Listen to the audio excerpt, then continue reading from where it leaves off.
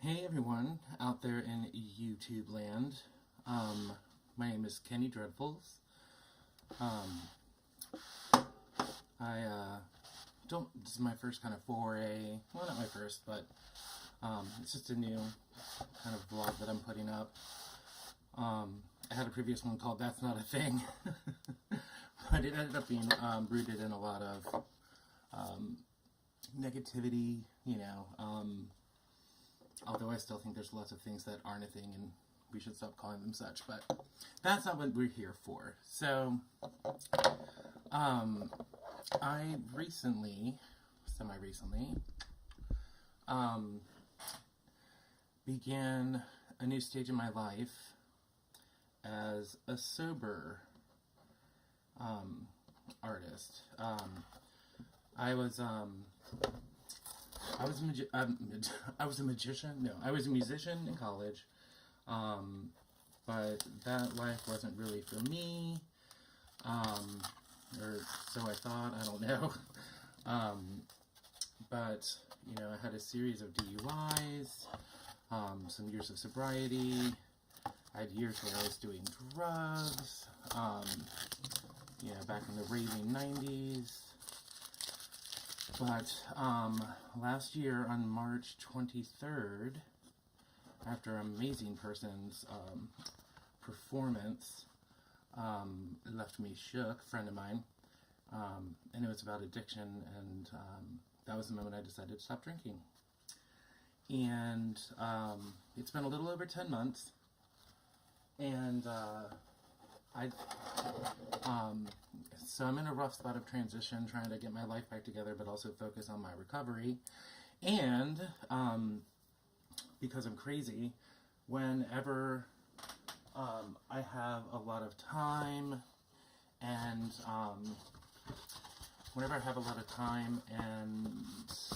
you can't just apply for jobs all day and whatnot, I like to pick up new hobbies to try and take up my time. And I'm a full believer in art therapy, and so, like a crazy person, I picked up watercoloring. So, if you're here to watch a good watercolor video, I'm sorry, that's not what's really going to happen. But my goal is basically to do videos of me creating a piece that relates to either a step in the AA program, Alcoholics Anonymous, or just recovery in general, and how I interpret those things through media. And so, I don't know if you're aware of this, but watercolor is wickedly hard. It's very difficult. So, sometimes it's going to end up being complete crap. Maybe eventually I'll put out something nice, and that would be great. But, that's really out of my control, and I think that's what I like about it. I have to give up that control, and just, do what the paper and the paint is telling me to do. So, in AA, which I never thought, as an atheist, I did not think AA was going to work for me at all. I had been sober before, for a year, because I had a SCRAM bracelet on, which is this alcohol monitoring bracelet. So I had been sober for a year, but I wasn't really in recovery. People think that, doing their dry January means that they're not alcoholic, which is not the case. Your mind is in a completely different space when you're just like, oh, I can't drink for this month, or I can't, like dry January, or I can't drink until my court case is over. That's not, that's not recovery. That's just not drinking. It's like akin to mothers who quit smoking while they're pregnant, but then as soon as the baby comes out, they go back to smoking. When you have that timeline at the end, that's going to say, on this date, you can finally drink again. You have that date that you're looking forward to and counting down the days. So that's not recovery, that's not working a program or, seeking counseling through a group counselor, cognitive behavioral therapy. I personally do both. Well, actually, I do three. I do cognitive behavioral therapy, and then I have my actual therapist, my psychiatrist, and in my AA home group, who I love. And I just got back from a meeting, and the daily devotions that they read, they kind of go in order of the 12 steps. And so I wanted to do a piece. It's not going to be that serious. But I was trying to think of how I could relate, how I could, express the first step,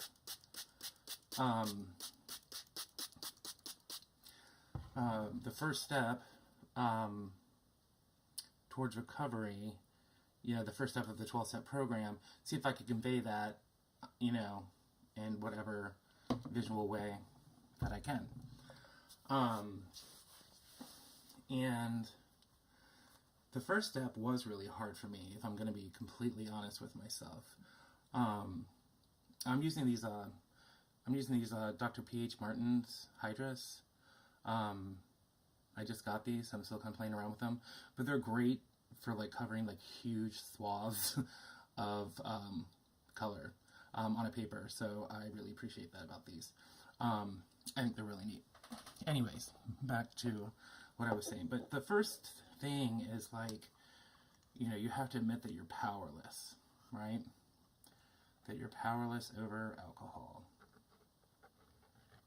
And, that's asking a lot out of a lot of people.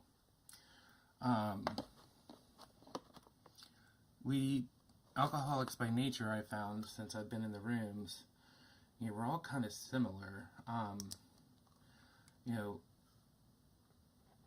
We definitely don't want to see what's laying right in front of us. We definitely always think we have the right answer. And, we definitely think we always have the right answer, and that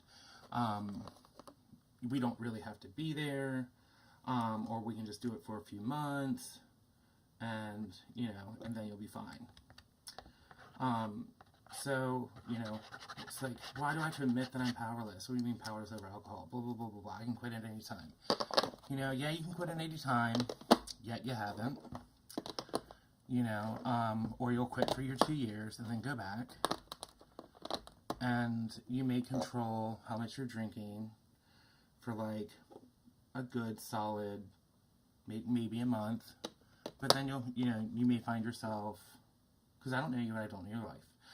You may find yourself going back to that, same amount of drinking that brought you all that embarrassment before, which I never really saw as embarrassment. I lived my life so out in full force, what you see is what you get, and it didn't get me very far in life. But I think that, but the hard part about admitting that you're powerless over alcohol is it feels like you're surrendering. The first thing you're doing is being I'm a failure. And, you kind of are saying that. You're admitting that you're a failure. But that's okay, because if you're in those rooms, everyone else is too. Everyone. We all have our sins to confess, and we all come from such different walks of life, and you'll meet people who are brilliant, people who are not so brilliant, people who are on their A game recovery wise, people who are not, and that's part of the whole game.